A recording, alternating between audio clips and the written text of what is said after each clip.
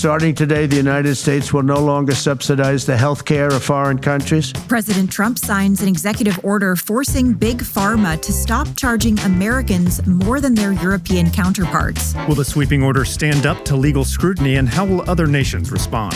I'm Georgia Howe with Daily Wire Executive Editor John Bickley. It's Tuesday, May 13th, and this is Morning Wire.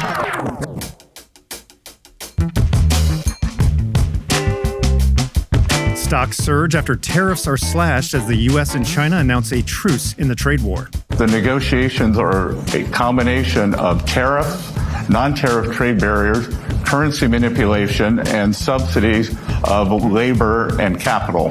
And Air Force One needs an update. Will Trump accept an offer of a $400 million flying palace from Qatar? They're giving us a free jet. I could say no, or I could say thank you very much. Thanks for waking up with Morning Wire. Stay tuned. We have the news you need to know.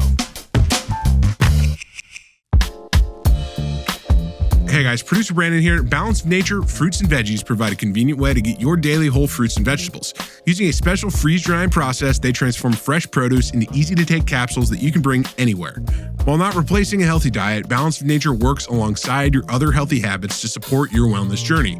I take these capsules whenever I'm traveling to ensure I get my daily fruits and veggies. Head to balanceofnature.com and use promo code WIRE for 35% off your first order as a preferred customer, plus get a free bottle of fiber and spice. That's balanceofnature.com, promo code WIRE. President Trump signed what he called one of the most consequential executive orders in our country's history on Monday to dramatically lower the prices of prescription drugs. Here to discuss is Daily Wire reporter Amanda Prestigiacomo. So, Amanda, potentially a game-changing move here. What is the president intending to do with this order? Yeah, a lot of attention being paid to this order, and for good reason. Trump said that he's going to lower drug prices in the U.S. by up to 80%. He's going to do that by implementing the most favored nation policy. He said he's going to cut out industry middlemen, and he's basically going to tell the European Union and other allied nations that they need to pay more for research and development, which is also called R&D. Here's the president. We're subsidizing others' health care. Countries where they paid a small fraction of what for the same drug that what we pay many, many times more for. And we'll no longer tolerate profiteering and price gouging from Big Pharma. But again, it was really the countries that forced Big Pharma to do things that, frankly, I'm not sure they really felt comfortable doing. Now, specifically, this order is going to allow Americans to buy drugs directly from manufacturers, cutting out those middlemen. These so-called middlemen are PBMs, or pharmacy benefit managers. They work with insurance providers to negotiate prices with drug companies in exchange for including those drugs in their coverage. Now, critics have said that PBMs are not transparent and they don't actually have incentive to lower prices for Americans. The order also sets a 30-day deadline for HHS to work with these drug makers to lower prescription drug costs. If a deal is not reached in time, a new rule is going to kick in that will effectively make these drugs the same price as other nations are paying for them. It's going to happen because the other countries have no choice. Now, the drug companies are going to have to say, listen, if you don't pay more, we're not going to give you the drug, and they're willing to do that. So that's it. They have to. We have to equalize. Trump was asked on Monday if this order now means that America is setting price controls. Here's how he responded. It's not price control. No. What was price control is before. If you want to talk about it, price control is what they were doing. They were making us pay. They set a price, and they said, here's what we're going to pay, and anything else charge America.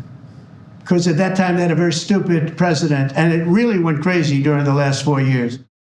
Dr. Marty Makary, who's now leading the FDA, he spoke at the press conference too, and he was very passionate about this order.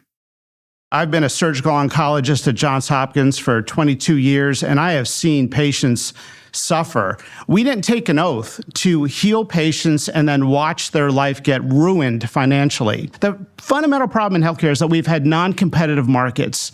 And we can do little things around the edges, or we can transform those markets to competitive markets. And that's what this executive order does. HHS Secretary Robert F. Kennedy Jr., also at the presser, he targeted the EU as well. He said that if they were to chip in for R&D and raise their prices by just 20%, that would dramatically reduce prices for Americans. Now, drug prices have been a bipartisan concern for a long time. What sort of reaction are we seeing from across the aisle? Yeah, we're not hearing a lot from Democrats at the moment. We did get a response from Senator Bernie Sanders, who talks a lot about these drugs. He said he did agree with Trump that prices are too high, but he didn't back this order. He argued that it's going to be blocked by the courts. As for the right, there's a little bit of skepticism about how this is all going to be implemented. But overall, there is a lot of support, especially since this is all being framed by Trump as an America First policy. Well, a lot of cautious optimism at least. Amanda, thanks for reporting. You're welcome. When your metabolism is working correctly, you feel the benefits in every aspect of life. With Lumen, the world's first handheld metabolic coach, you can gain insight and stay on track when it comes to improving your health. By simply breathing into my Lumen each morning, I can discover if my body is burning fats or carbs. The warmer months are coming. Spring back into your health and fitness. Head over to lumen.me/wire to get 15% off your Lumen. That is lumen.me/wire for 15% off your purchase. Thank you, Lumen, for sponsoring this episode. Stocks soared Monday after the U.S. and China formally agreed to a trade deal that will dramatically lower tariffs across the board. Daily Wire senior editor Cabot Phillips has the latest on this highly anticipated deal. Hey, Cabot, so a crucial agreement between China and the U.S. announced. We've got the details now. Tell us what we know. Well, if we've learned anything about Donald Trump in the last few years, it's that this is a man who loves cutting a good deal.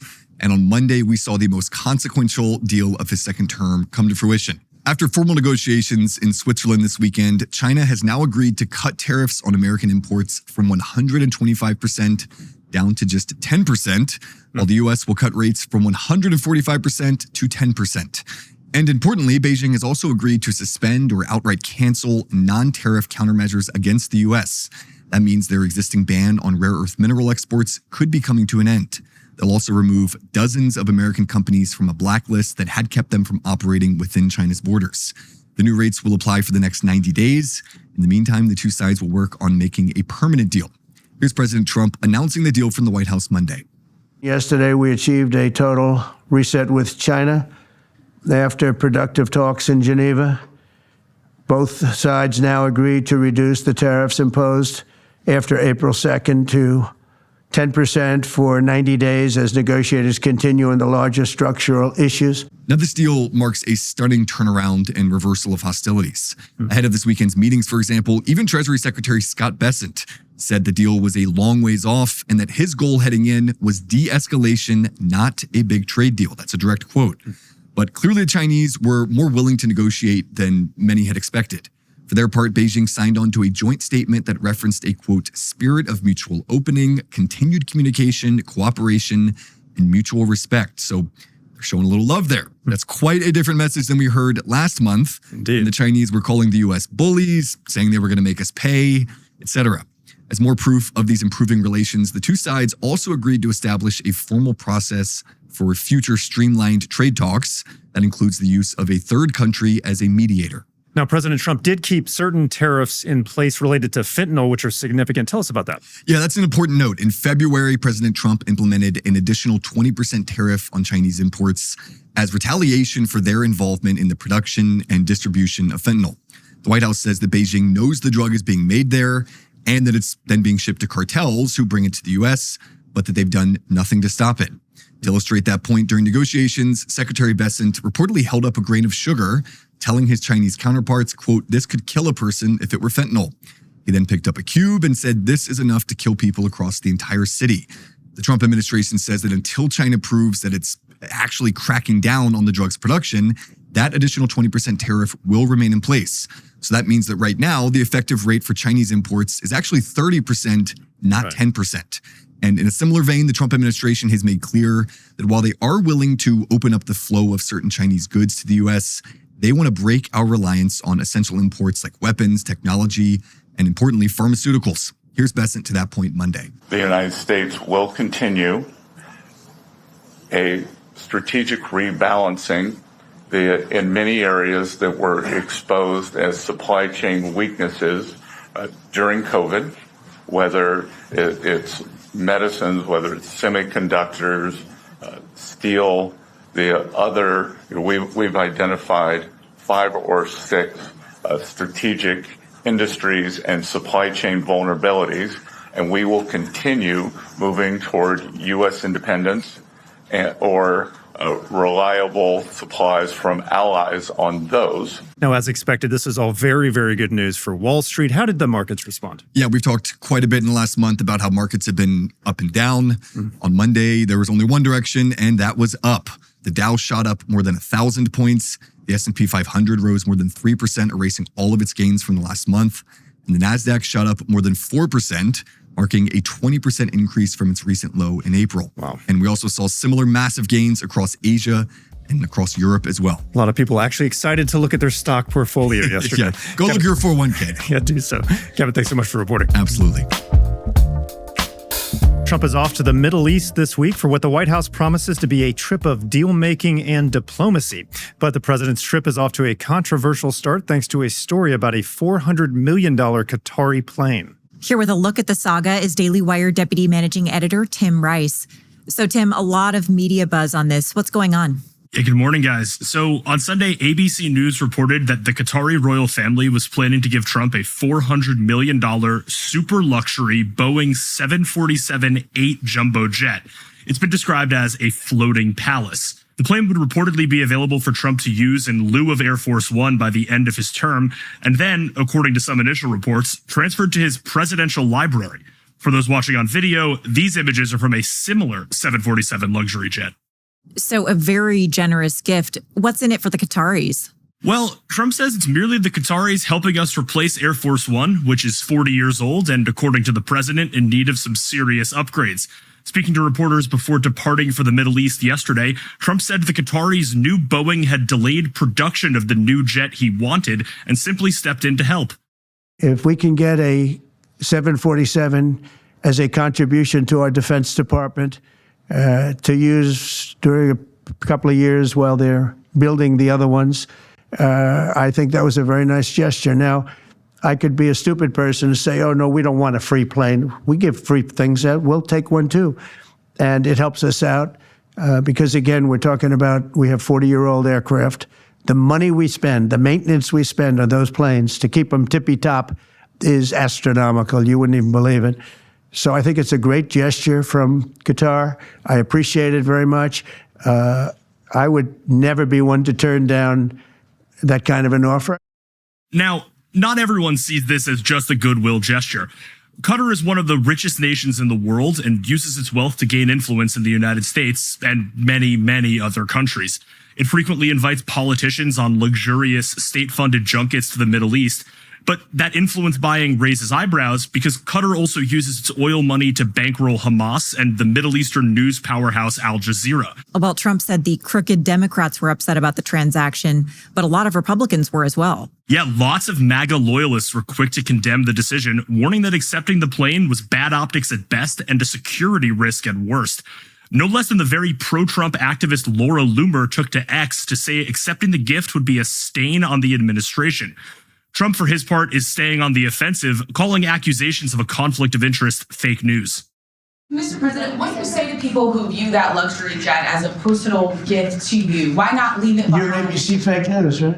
Why Because not? only ABC, well, a few of you would. Let me tell you, you should be embarrassed asking that question. They're giving us a free jet. But speaking of fake news, there's a chance this whole story may have been much ado about nothing.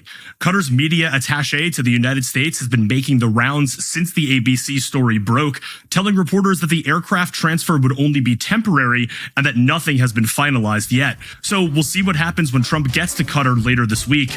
Something tells me this story is far from over. Yeah, well, I would be very wary of a gift like that. Tim, thanks for reporting. You bet. Thanks for waking up with us. We'll be back tomorrow morning with more news you need to know.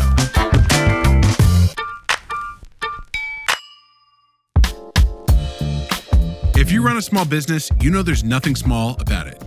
That's where Shopify comes in. Shopify is the commerce platform behind millions of businesses around the world that helps tackle all the important tasks in one place, from inventory to payments to analytics and more. With 99.99% uptime and the best converting checkout on the planet, you'll never miss a sale again. Get all the big stuff for your small business right with Shopify. Sign up for your $1 per month trial period and start selling today at shopify.com/morningwire. Go to shopify.com/morningwire. Again, that's shopify.com/morningwire.